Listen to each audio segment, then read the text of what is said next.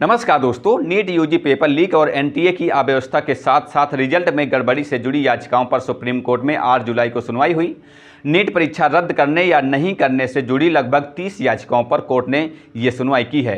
CJI DY Chandrachud, justice JB Pardiwala और justice Manoj Mishra की bench ने कहा कि एनटीए 5 मई को हुए एग्जाम और पेपर लीक के बीच की समय अवधि के बारे में कोर्ट को बताए। साथ ही बेंच ने सीबीआई को जांच की स्थिति बताते हुए रिपोर्ट पेश करने का निर्देश दिया है। मामले की अगली सुनवाई 11 जुलाई को रखी गई है। नीट यूजी पेपर लीक की सुनवाई के दौरान सीजेआई डीवाई चंद्रचूड़ ने कहा, अगर परीक्षा की सुबह छात्रों को आंसर याद करने के लिए कहा जाता तो पेपर लीक इतना व्यापक नहीं होता।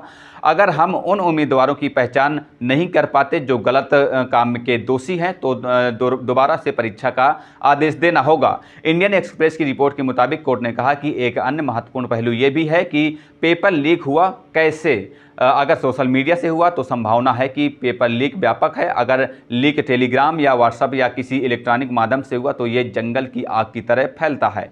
सीजीआई ने यह भी कहा कि एक बात तो साफ है कि पेपर तो लीक हुआ है, सवाल यह है कि ये कितने बड़े स्तर पर हुआ है। कोर्ट ने एनटीए को आदेश दिया कि वो अब तक उपलब्ध जानकारियों के आधार पर बताए कि क्वेश्चन पेपर कब लीक हुआ, किस तरह से पेपर लीक हुआ या प्रसारित किए गए, पेपर लीक और पेपर होने के बीच की समय अवधि क्या थी, यह सब बताए।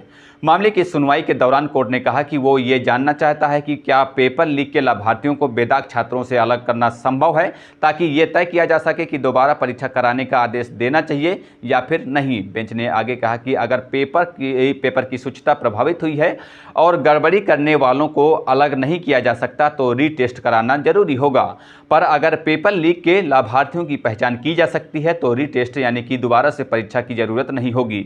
सुप्रीम कोर्ट ने मामले की अगली सुनवाई 11 जुलाई को तय की है। कोर्ट ने कहा कि वो सरकार, सीबीआई और एनटीए द्वारा प्रश्नों के उत्तर दाखिल करने के बाद मामले में मेरिट के आधार पर फैसला करेगा।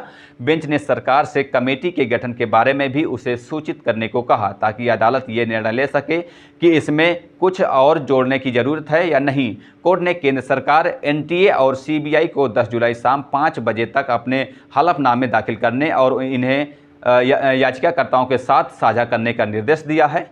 बहरहाल इस खबर पर इतना ही। आगे की जो भी अपडेट होंगी हम आप तक पहुंचाते रहेंगे। फिलहाल चलते हैं, मिलते हैं किसी नई खबर के साथ। तब तक के लिए बहुत बहुत धन्यवाद, शुक्रिया।